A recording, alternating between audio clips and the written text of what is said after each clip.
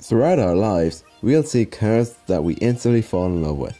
However, we have some vile monstrosities which we despise dearly. So here are 10 cars we love to hate. Nissan Juke. On paper, the practical Nissan Juke crossover seems like a good car. It has sold very well over the last few years, making it a hit with global audiences. However, car enthusiasts hate the Juke for several reasons. Firstly, it's a crossover, which is a big no-no to car enthusiasts as they defeat the purpose of the epic wagon body style. Second, and most importantly, they are simply horrid to look at. It kinda looks like a 370Z, but it's been squashed and stretched again to make it better when it actually makes it worse. Anyway, I hate it, and I guess you do too. Pontiac Aztek. Despite being Walter White's reluctant weapon of choice, no one felt the love of the Pontiac Aztek back when it was released in 2002. 2000 I mean, who really cares? Its horrendous styling made you ask how it got the green light for production. It's also front wheel drive and only available as an automatic. No wonder Walt wrecked his. Toyota Prius, the father of the damned hybrid. The first gen Prius was ugly and boring, as the second generation was a major improvement, but the latest generation has brought the Prius back to its roots, with body styles worse than the Aztek, and that's something. The idea of it being a hybrid is that it makes no noise and saves the environment, which is an ultimate put-off to petrol heads. Despite actually causing more damage to the environment, it still makes headlines, and it still makes petrol heads disassociate themselves from owners. Audi A2. In all fairness, the Audi A2 had a lot going for it.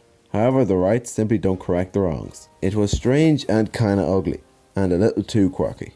It didn't exactly have a bonnet, but a latch thing which made it tricky to do engine work. This made maintenance hard to do. However, a top-end latch was removable. It wasn't exactly fun to drive either, but it was economical, especially for its time.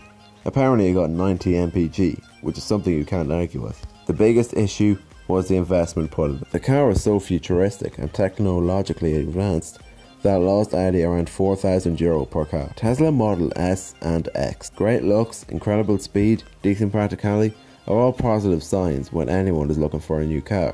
But once again, car lovers aren't feeling the love, simply because it's electric. Petrol heads, myself included, hate change, so when something new comes along, they always rub their nose up towards it, up until the little Tesla destroys them in a drag race. Chrysler PT Cruiser. When brands create retro products with a modern twist, people seem to pay attention. Just look at the Eagle Speedster and Alfa Romeo Disco Volante. Sadly, this couldn't be said about the PT Cruiser.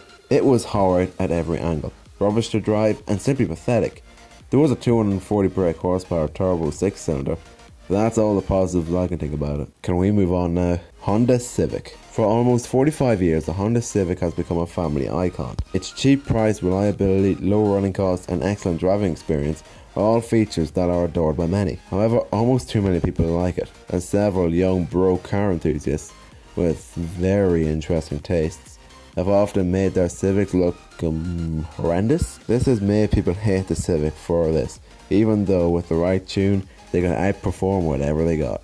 I personally like the Civic, but I understand why you don't. Fiat Multipla. Your life has ended. You decide to have kids and now you need a people carrier. Enter the odd Fiat Multipla. Hailed as one of the ugliest cars of all time, the Fiat Multipla never fitted in, but it was revolutionary. Its 6-seat layout was very practical, which was perfect for large families. It was praised across the world, and it was very user-friendly.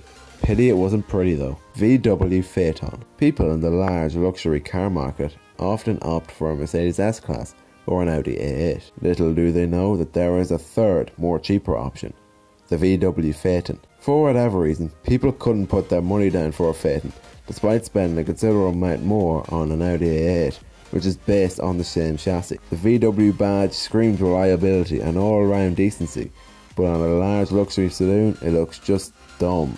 It also depreciates painfully quick, and journalists didn't like it either. Some claim that it's just a swollen up Passat. Top Gear described it as one of the worst cars of today. I hear they're cheap though. Porsche Boxster and Cayman. Ever since their release in 1997 and 2006, the Porsche Boxster and Cayman have been very successful to sports car buyers all over the world. It claims to have the same performance and feel of a 911, but at a fraction of the price. However, this is where the hate comes from. People turn away from the Boxster and Cayman simply because they scream to their viewer, "LOL," You bought me because you couldn't afford 911. Even though the likes of the Boxster Spider and epic Cayman GT4 are proven to be excellent cars that are even better than the 911. However, they were purposely limited to not step on the toes of the 911. Shameful.